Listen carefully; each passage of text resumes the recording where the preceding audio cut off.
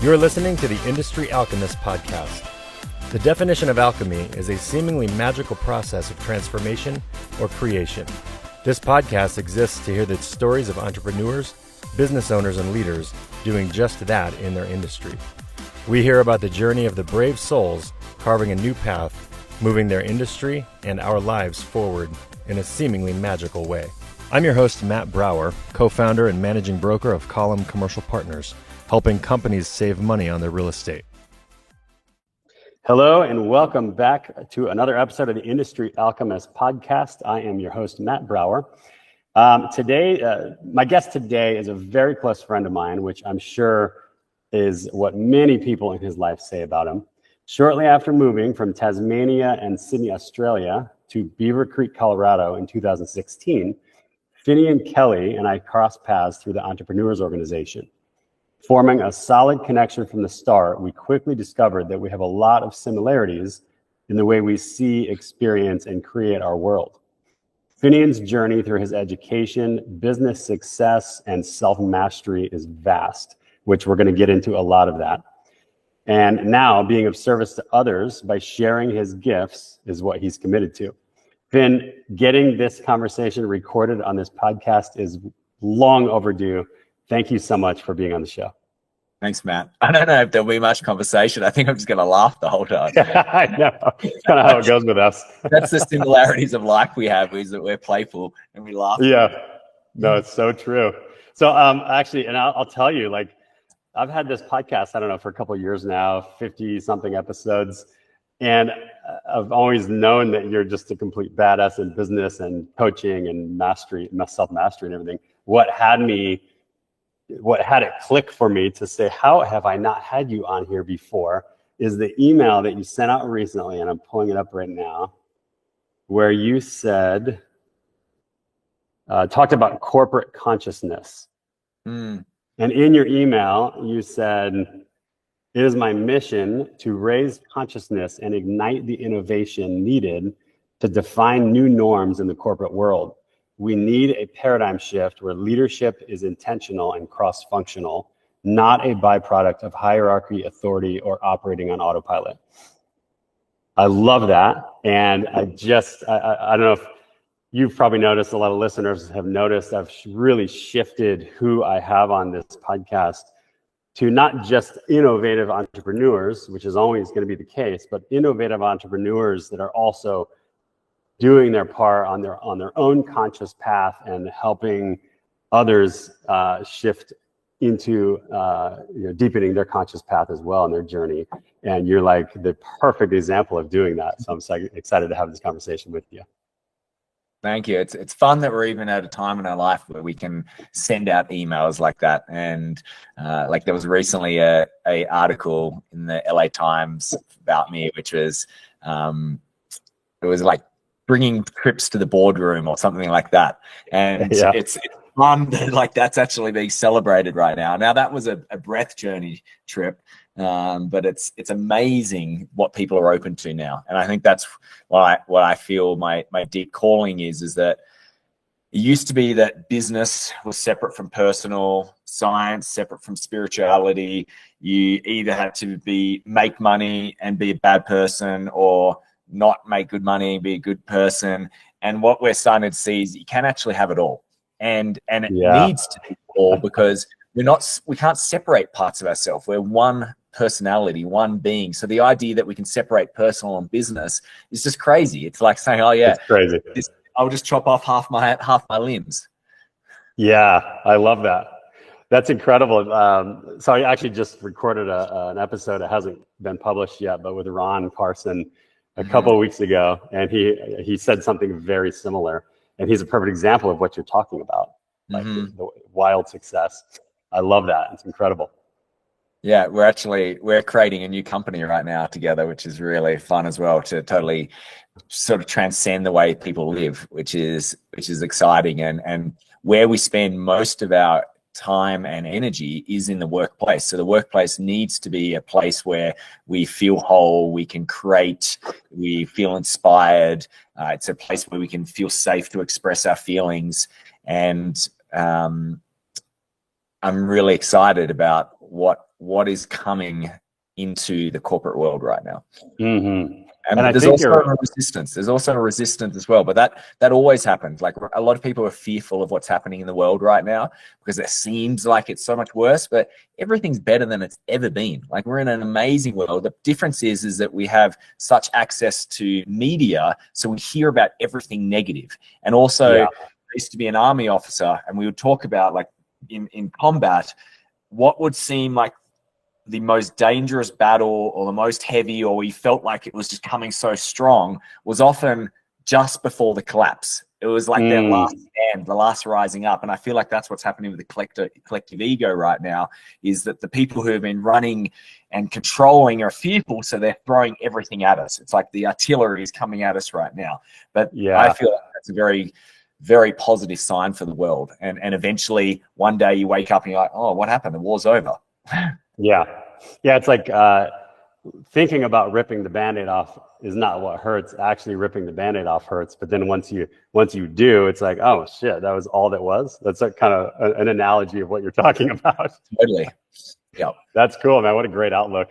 And I think you're spot on. I feel like in my experience, so many business leaders that I speak with and that I interact with are just becoming more open and soft about, like, this all actually needs to be together. Like, there's not different versions of me. There doesn't have to be different versions of me if there's becoming a discovery of, if I am just me, and then people know what they're getting from me. And it doesn't matter what environment, what situation, who you're interacting with. When people know what they're getting from you, there's trust, there's softness, there's love, there's like connection.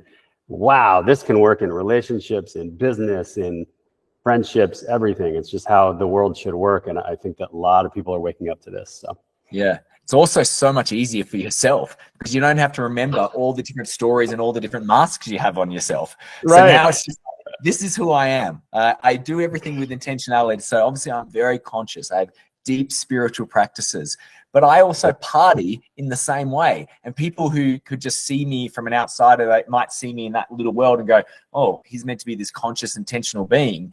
And I don't have any worries about anyone saying anything about me because I know myself and my authenticity, and I know what I'm doing in that moment and what I'm experiencing. And it's a great feeling. I used to hate it in college where you would worry about the things you've done, and then you come down the stairs. I lived in a big dorm, and we'd all come down and you're like, oh, is anyone going to find out the things I did over the weekend? Now I'm just an open book, and it feels so much more refreshing. I think that's probably one of the things you and I connect on so deeply. Yeah. That's amazing.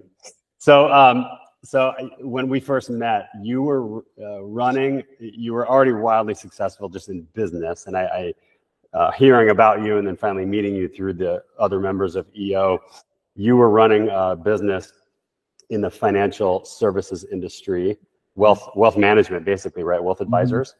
Mm-hmm. You then sold out of that company. I know you've sold a couple other successful ventures as well that you've started over the years. Talk about anything you want to say about that, but I also want to hear about when did the shift happen for you, where you really, I feel like over these years that we've met, a big shift happened for you, where you kind of said, wow, you started to see things differently, and you're like, I want to share this with the world, which is what you're up to now. Like, I want to talk about it all, but Yeah, definitely. So yeah, at a young age, I did have a lot of entrepreneurial success, which was a blessing and a curse. I thought I was invincible, and also I was probably living in the state of the future. It was really interesting. I was living a life of intentionality, but it was coming from a false narrative, from fear-based subconscious programs. And ultimately, I wouldn't say I fully chased achievement and external validation, but I did. It was a way of survival. It was a way to go, I wasn't happy in my own present moment. So perhaps if I do this or create this or make this amount of money, I'll feel better. And ultimately what I did was on this journey, I started really losing connection of who I truly were. And what happened was, when I was at my peak, I had literally achieved my vision for my life. I was living in a mansion in Beaver Creek, Colorado, skiing 100 days a year, married to a woman I love, financially independent, lots of options. What happened was really interesting. I thought at that moment I was going to get some sort of feeling. I didn't know what feeling, because I wasn't intentional about the feeling, and I'll talk about that, why that's so important now. But ultimately, when I got there, I just felt more lost and unfulfilled than I had ever felt. Those things that I chased didn't give me that feeling. And what happened was I hit rock bottom, and this is how the life will play out, is life will give you certain signs to wake up and go, hang on, this isn't your soul path.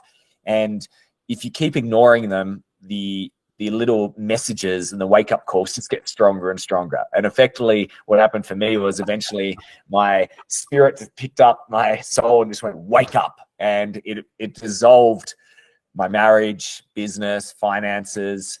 And in that moment, I just went, all right, I never want to feel like this again. And that was the critical moment. It wasn't, I never want to think like this again. It was, I never want to feel like this again.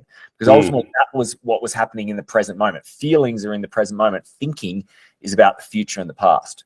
So in that moment, I took full responsibility for my life. One of those stories that I believed was that we're creator of our own reality. So in that moment, I went, well, I could easily be the victim for what happened in my relationship. It was easy for me to play the victim card. However, I just knew that wasn't going to lead anywhere good, because I've already played that throughout my life. So ultimately what I did, I just went through a lot of different practices, spiritual, physical journeys, and I explored, released a lot of old traumas, really connected with my true values, and I found myself. And ultimately what I did was return to a place of wholeness and remembered what I'd forgotten as a child, which was that I'm love, abundance, and I'm a powerful manifester. And that was really my catalyst to go, oh wow, life is magical. And if I'm not feeling the way I want to be feeling, or if I don't like something in my life, nothing from the external can ever fulfill me. It all has to come from an intrinsic place, an internal place. And that was where I really started feeling liberated and really empowered. And luckily, through my own experiences, I now get the privilege of sharing it with others. Yeah, incredible. You know, you were down here just over a year ago for your birthday, down here in Playa Venal, Panama, where I'm sitting. And I remember the birthday dinner where you had, like, I don't know, 30 of us around the table, and we were each individually acknowledging you for something. What you just said is just about precisely what I had acknowledged you for. I've never, it's so rare to experience and meet somebody that is so connected to that you are, that there's nothing outside of yourself that is impacting or creating your world. You're absolutely 100% responsible for everything that happens and gets created in your world. It is extremely rare to meet people that have that connection to that truth, and you're one of them. Thank you. It can be a really confronting moment when you have that realization where you went, oh wow, I have contributed to everything that is happening in my life. Doesn't mean it was conscious, but on an unconscious level, you have contributed to it. Yeah. Now that can completely destroy people, because the victim, the ego, loves to jump in and go, oh, how could I be responsible for that? How could I be responsible for that abuse, that child abuse, or that sexual abuse, or anything? But once you actually fully accept that, that is the moment of liberation. Like that is a piece of enlightenment when you go, oh, that means no one can ever affect me. No one can ever hurt me. Yeah, that's where true power comes from. Yeah, real power. And it's a practice. I still get taken out of it. Mm-hmm. However, it's very quick. Like right now, starting at this New Year's period, I do obviously with intentionality, we do a deep reflection experience and go forward. And I looked at every metric of my life, and it's the best it's ever been. It's really remarkable. Wow. And it's taken 7 years to get to this place. It was a lot to get to that place where I feel that level of peace and joy and love. However, guess what started happening over the last few days of that period? My ego got really scared, and it came so hard for me, so aggressive for me, because if I'm suddenly feeling so much peace and joy and love, then it doesn't exist. So it started attacking me. And that's when I realized, and once you've had enough practice with this, you realize, oh, wow, it's never ending. And then you can just keep laughing at it. And so that's why in the same place when you're in a good place, in the same when you're in a bad place, just laugh at it as well, because you think it's going to feel so much better when you're in a good place, but sometimes it feels worse when you're in a really good place, because that's when the ego is coming for you. And you start then questioning like, whoa, who am I then? What's going to make me feel good? And you just realize, oh no, that's just part of the dance, it's part of the game. Yeah, what else? What out there is going to make me feel good? Mm-hmm. I just needed some energy. Middle of the day today, I went and walked on the beach, got some sun, and just reflecting. And something that came to me. What's that? You know the best line you've ever shared to me about sun on the beach? Yes, that's exactly what I was doing. So what, I don't know what I was thinking about, but something came to me, and we all experience change. We all experience disruption, which can be uncomfortable. And the only suffering that occurs during change or disruption is stemmed from our ego trying to hold on to the identity that we are, that we think we are. And if change happens, the only reason we're suffering through change instead of thriving through it is because our ego is trying to hold on to some definition of who I am. And if we just learn to release that and just see what we can create in the freedom of not holding on, it's just so magical. It's great awareness, because so often we've got to be really careful about sayings. Like in my book, my new book, which is about to launch, I have a chapter on language. And language is spells. Words are spells. What we say to ourselves is what will come to us. And we embody all of these sayings like no pain, no gain. People don't change. Or time heals all wounds. Like rubbish. Like time doesn't heal all wounds.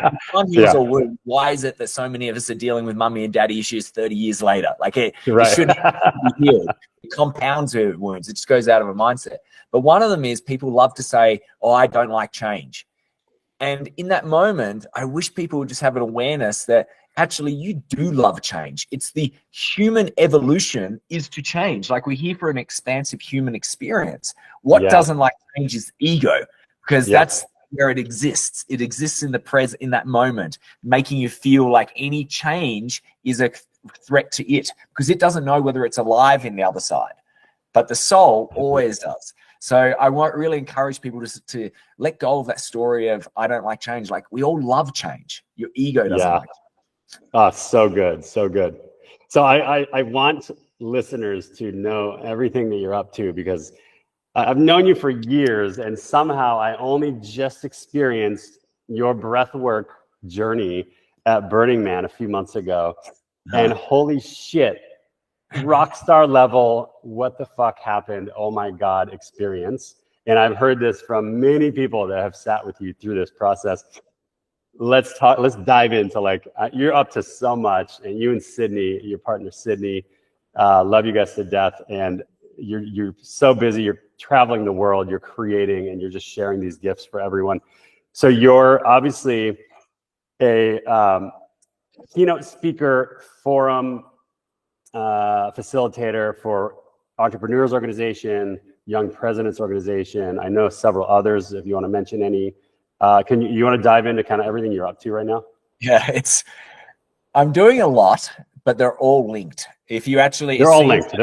Yes. Yeah. If it seems from the far, you're like, well, you're doing a lot of things, but the first time in my life, everything is aligned with each other and they're all supporting each other. And I've been really focused on leverage. How do I leverage things that I'm already doing to create extra benefits? Yeah. So, and I want to mention too, really quick, I don't mean to make it sound like, oh my God, you're so busy. No, you're living the best life that I think you could possibly imagine, and you're loving every minute of it because it's feeding your soul, and you're going on adventures outside of what you're doing for other people. And so thank you. I appreciate that. And one of the key intentions of intentionality is leverage energy instead of time. So I never say I'm busy. I'll just make sure that certain moments of the day I'll really bring a lot of energy to that little bit of time to get exponential outcomes. And yeah. I'm working long hours. That's not how I operate. So my day job is a transformational speaker and coach. That's sort of my core, and it's an expression of how I can serve others, and ranging from huge audiences to one-on-one, and I love that variety. With what I'm really enjoying on the keynote speaking is I get deep into the science of how the mind works and really feed the intellect, and I have a deep science background. But then my favorite thing is what you mentioned is you can have you can have a knowing, like the intellect can go, oh, I know that, I get that, but then you walk away and nothing actually changes until you get onto a physiological level where you experience it. That's when you transform. And that's why of all spiritual teachers, they'll always go like, take your own experience over anything I've said. Like that was the final bit of the Buddha's teaching is literally like trust your own experience rather than what I've said, because what I've said is just labels and languages and signposts, but once you've experienced something, you'll know it more. So what I do is, for the awesome organizations who are open for it and who are willing to take a little bit of risk, is I'll transition from the keynote experience into a live breathwork journey where I combine sound, hypnosis, subconscious recoding, and breath to take people on a journey to explore their subconscious and to recode some negative belief loops. And through that, people have incredible transformational experiences. People touch parts of themselves they've never felt before. They have a deeper understanding, and they come away really transformed. So that's what I'm really enjoying. It's just amazing. And it's something I just feel that something comes through me. It's not really me. I'm channeling something like you're channeling. And I'm really privileged to have that experience. And breath, why I love breath is, if you actually look at it, what's the one thing we all have in our life? Doesn't matter where you're brought up, your situation, your gender, we all have breath. And breath is connected between the conscious mind and the subconscious minds. It's the piece of technology which is the most powerful. You can give yourself more energy, you can calm yourself down, you can heal things, you can connect to higher powers, all with breath. It was given to us. It's the one thing, if we go without for the shortest amount of time, that's it. Like, so it tells me that it's the most important thing in our life, but we take it for granted. We don't realize that it can drive so many performance outcomes for us. So I love bringing that in. And for people who are scared about doing anything alternate, it's very easy. I just go, we're just breathing. Like, so what's so risky about that? Like, just come on. You do that, don't you? Yeah, you do that. So that's incredible. I've got 2 other huge projects this year. So we're about to launch. I don't even know if you know this, to tell you the truth. I've kept this quite quiet because I've been waiting for it to get ready to launch. But I've got 2 incredible business partners, and we are launching the most state-of-the-art hydrothermal wellness resort in North America. And it's in Portland, Oregon. It's beautiful hydrothermal pools, leveraging the hot and the cold and the mineral waters and the saunas and the ice, combined with a social environment, a big gym, I'm going to certify my breath there, and then restaurants. So it'll be this one-stop experience. And what it is giving people who normally have to spend a lot of money and drive a long way to go to these sort of like hot springs, and we're giving it as an experience in these urban resorts. So that's launching in sort of April, May. It's called Cascada. Oh, this year. This year. 100 hotel rooms, LEED Platinum certified, environmentally friendly. It's beautiful. And my God, I can't wait to see more on that. Yeah, so I really look up Cascada. And how do you spell that really quick? CACADA. CACADA. Okay. I think that I'll get that in a second. I don't know what I'll tell you what, we'll get that. We'll get the details of that, and we'll put it in when we post this. So that's really exciting. And we have a vision to build many of them and create like this incredible boutique brand across America. So we're super stoked about that. And it's, once again, that's a leverage. It leverages my connections that I deal with, and also my creative development of the programming. And one of my my parts is an optimizer, and it's really nice to have a physical space to optimize everything. Always go, how can we make that better? So it's an outlet for me there. Cool. And then my other part is I'm launching my book, which is called Intentionality, a groundbreaking guide to breath, consciousness, and radical self-transformation. And that's going to be launching on June 18th. And my publisher is Hay House. And I'm really stoked about that. It's everything that I have taught, practiced myself all in one book. It's a plate of transformation. If you follow this, your life will radically transform. And to launch that, we're combining with Alex Cruz, the famous DJ who witnessed at Burning Man. And we're going to go on about a 30 city tour across America, giving these huge, big breath journeys as part of the book launch, book signing. And we're going to donate profits to the trees, where basically you breathe and you get to create more trees. So that's another huge endeavor. Wow. Incredible, man. Yeah. So, and you're still very involved with, I think you mentioned earlier, your corporate and individual coaching and everything. You're still doing speaking engagements for many organizations. And yeah. And I love that. That's sort of, it's one of those things where I like the variety. I like to be able to have a huge audience, and it's sort of like, it's almost like a bit of a rock star show. You get to make that impact and walk out and hope that some of them land. And then you can go this group work with leadership teams or entrepreneurial groups like YPO and EO, and you can go really immersive and play out each of their shadows with each other. And then you just go one-on-one, and people come to me in Aspen and they spend a few days with me, and we just go immersive, and whatever shows up, we go there. And we have a huge toolkit of different modalities, and there's nothing more powerful than when you see the transformation on one person. And I've read a lot of research about the power of affecting one rather than many. So, for example, with charity, if you really focus your efforts all on like one person from an underprivileged community, you'll get a lot better value return on your own happiness than you will if you just sort of spread it out to a lot of different organizations. So that's how I feel with the one-on-one work. It's definitely a lot more demanding for me, but I love that feeling and being connected. And ultimately I've got someone coming this weekend from Mexico who saw me speak a couple of years ago, and finally he went, you know what, I've been stuck for 2 years and you impacted me.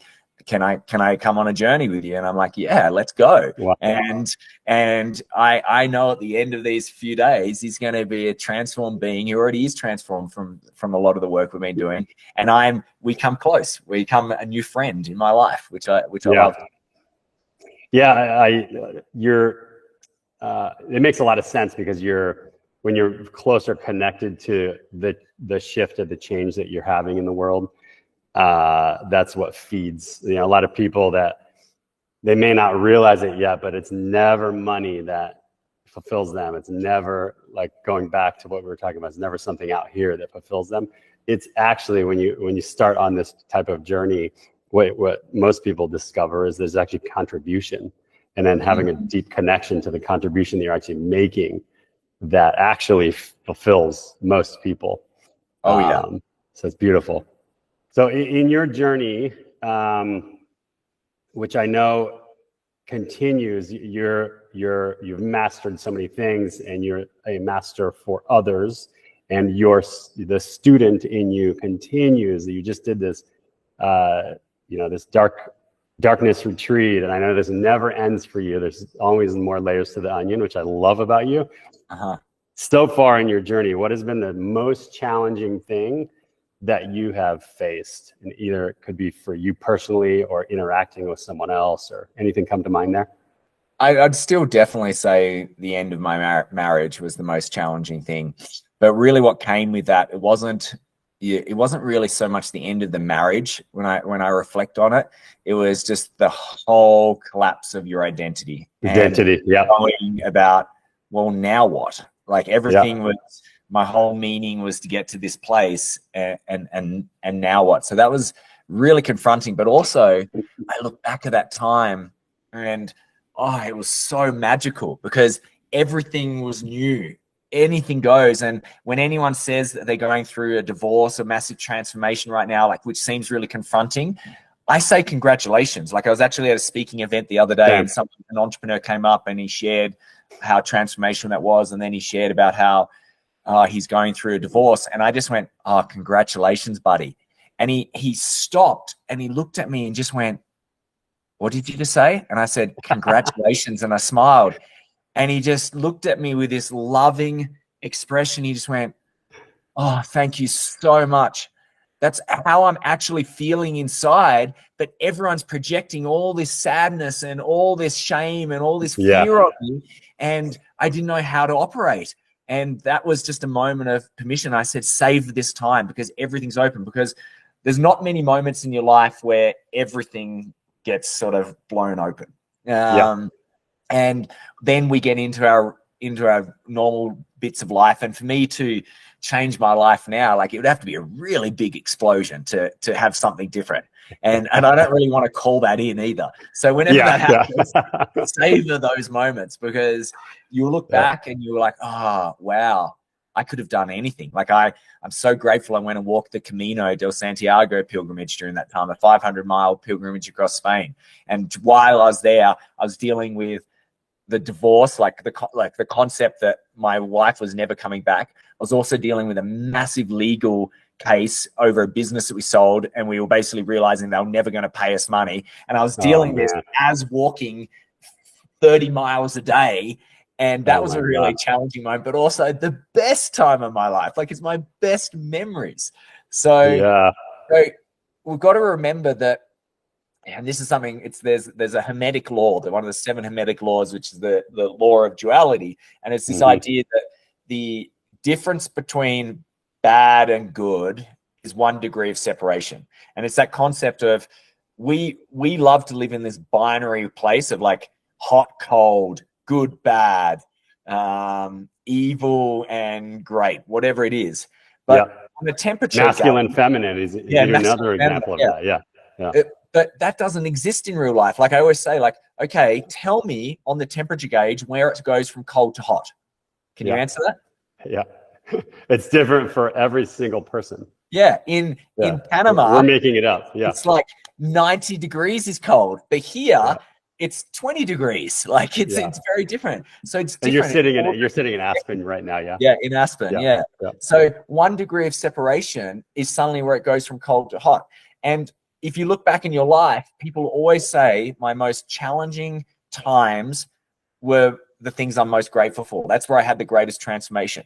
So we know that from experience. So in the present moment, why don't we ground in that truth and go, hey, there's only 1 degree of separation from bad to good. So where's the good in this? And if you did that, it might not mean that you're not going through some of the challenges, but your experience of it will be so much different. So now when certain things happen, I almost relish some of the challenges. It's a practice. And I go, all right, there must be some magic coming through this. And I thrive in it, knowing it. And that just alleviates some of the suffering. It so does. Yeah. Where my mind goes to these days is, it doesn't matter what size the challenge is. It's like, what is my soul or my higher self wanting me to learn in this experience? I'm creating it. Doesn't matter what it is, I'm creating it. So what is my higher self wanting me to learn out of this experience? Look for that lesson. Like, that's the juice, puts a totally different twist on everything that happens in your life. Definitely. And then sometimes I even transcend that and just go, maybe there's nothing I need to learn besides just experiencing this. Like, it's sort of like just being in the present moment and not trying to find a meaning. Because I think sometimes we try to find too much meaning in life as well. And just go, that could just be a random thing. Yeah, totally. That's amazing.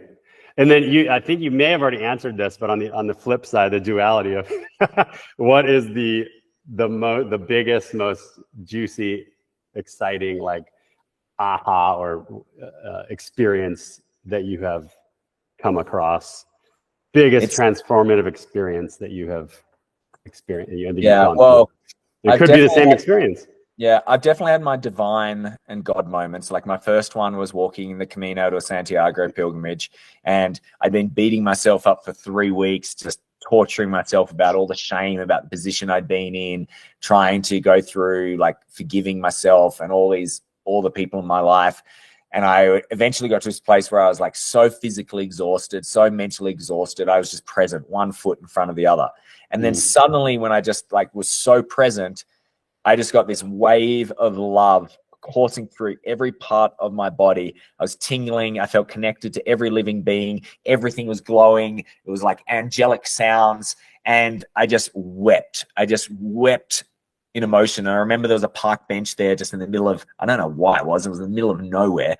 And I sat down on it and watched the sunset and just cried. And I've never felt such love and relief. And I've never been the same since. Like there was no doubt about who I am or who we are after that moment. Now, sometimes I lose it, but I'm able to come back super strong. So that was definitely one incredible moment. But to tell you the truth, I have these moments all the time, Matt. I'm in some place and I'm in the bathroom and I look in the mirror and I sort of go and then I suddenly glance back and I'm like, how'd you get here? Like, and I have a laugh at myself because I'm like, how did you get yourself into this situation? and then you reflect about something you sort of were working on 15 years ago, or you're like wanting, and then it just loops in 15 years later and you're like, oh, wow, it did happen. I just couldn't control the time. And they're the moments that I laugh the most because they're the miracle moments. I call them we talk about one of the values of our company is like make a miracle, like make your miracle. And we can make miracles all day long. And honestly, all we need to do is look for them. It's a miracle every time I drink something and it just goes into my system and I don't have to think it goes out. It's a miracle what we put our bodies through. You and I are it's a miracle. Extreme athletes and partiers and everything I know. And I'm always like, how are you still running, body? Like incredible. I was actually had a wild experience at Burning Man one night. The night that we lost you guys, we were looking for you.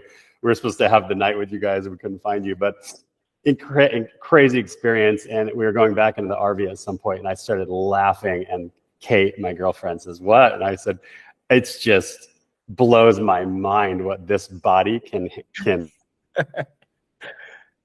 Your body. Hey. So well, let's wrap this up soon, but I'd love to, first of all, I want the listeners to know the best way to contact you, and that's probably your website. Yeah, my website is Finnian Kelly, FINNIANKELLY.com. And then also on Instagram, I'm active, which is the Finnian Kelly. The Finnian Kelly. Not a Finnian Kelly, not Finnian Kelly, the Finnian Kelly. Of course. So I like to end these discussions with some rapid fire questions that are more on a personal level, so that the listeners can learn more about you personally and what drives you. Who are some names, thought leaders that have had a big impact in your life come to mind?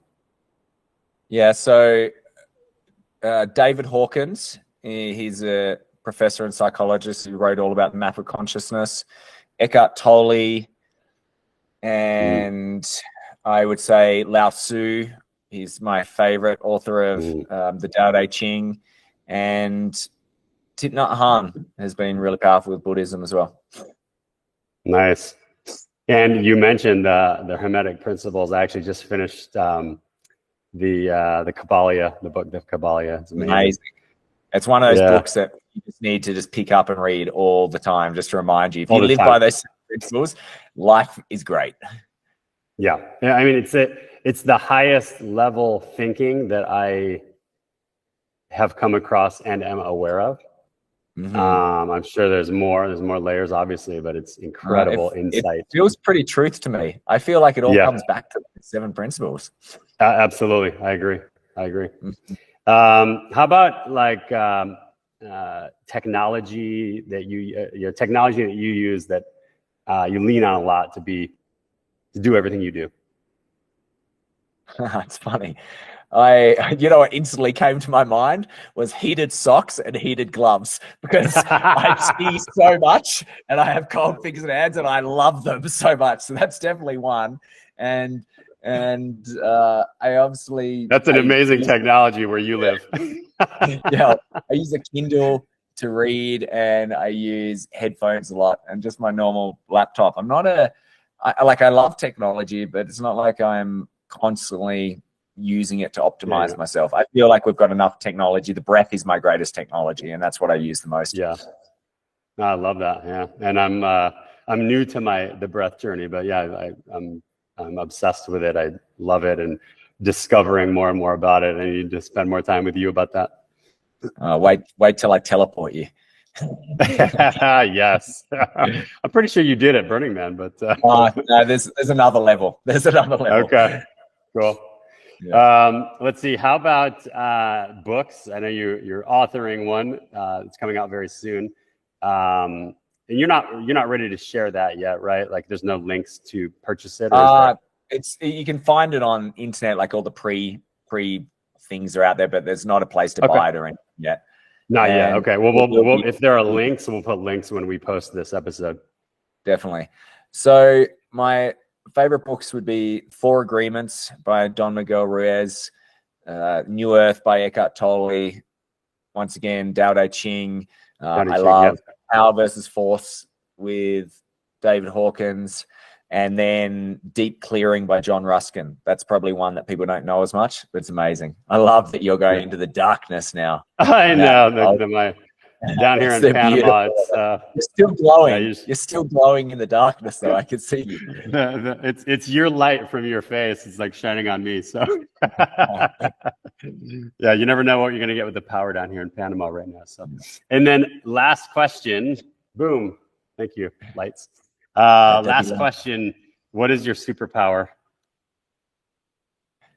My superpower is creating really safe and sacred containers for people to really get to know themselves. And I have a very gentle, loving way to make them sort of go to the depths that they wouldn't do, but never any pressure. Wow. Creating that space where people feel safe and held to actually go there. Yeah, and at the same time, go there too, because there's a lot of people who make safe containers, but they don't actually get the transformation. So it's that balance of, I'm gently sort of pushing you, but it's so safe the whole time.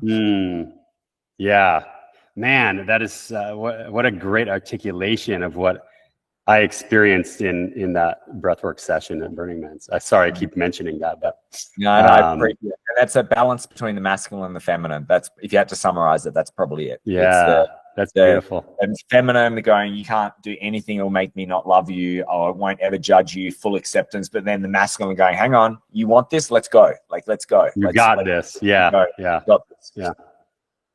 Very cool, man. Very cool. Well, again, this was amazing. I'm glad we finally did this. I loved every minute of this conversation. Thank you again for taking the time.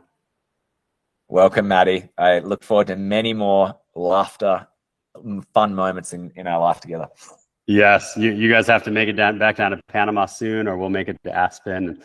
Probably more so we'll make it to Aspen before, but you never know. Yeah, definitely. Great. Send love to Sydney, and I will do the same to Kate. And we'll talk to you soon, brother. Thanks again.